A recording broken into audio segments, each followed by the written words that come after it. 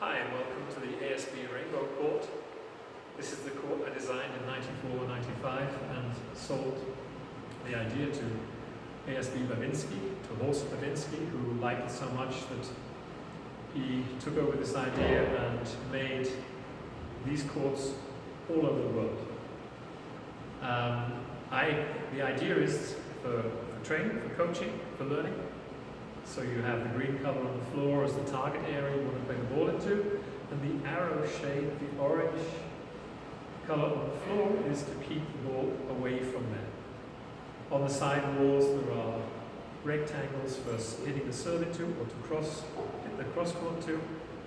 And on this court we've got the pro court line, and with this line the top players keep the ball towards the edges of the court for about 97% of the game, and the ball doesn't come into the middle part of the court when it's bouncing on the floor.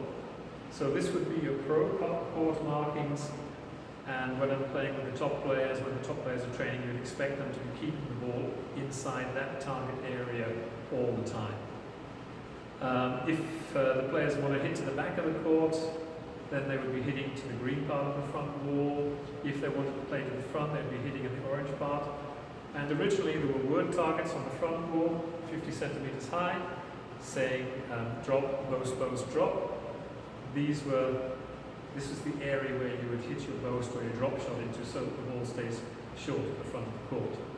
Originally there was serve and defense written on the wall, to show where you'd be serving to, and the idea of playing high for defense.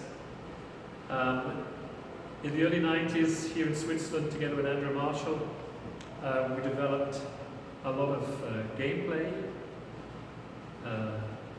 scenarios where instead of doing a training exercise, you could convert the training exercise into a game with scoring.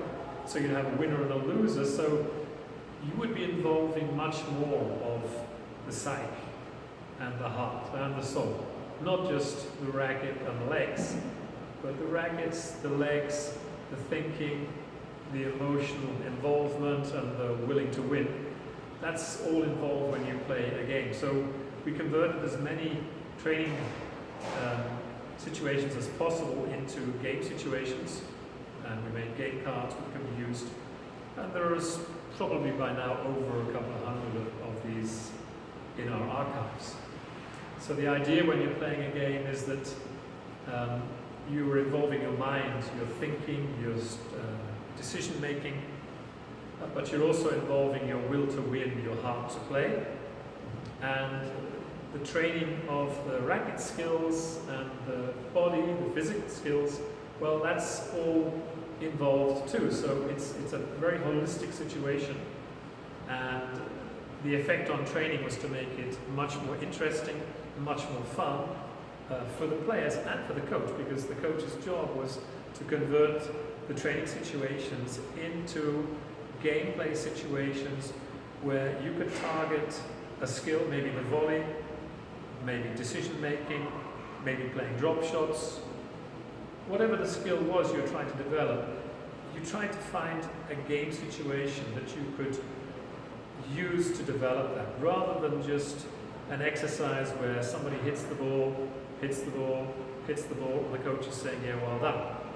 It was more like a situation where, yeah, you're hitting a lot of these shots you want to play, but you're having a chance to miss, and you're having a chance to sort of find out exactly, well, what exactly do I have to do here? But there was scoring involved, because you were playing against yourself or somebody else, and then the motivation to play more, do better is much higher, and there's more fun involved. The social element became very strong. So training was much more fun, much more holistic, and the intrinsic value of training was much greater. So this is about 25 years later, and this is the National Training Center, Squash Center in Biel in Switzerland, and we just spent the day filming some training ideas that we've been using now for more than 25 years on this court.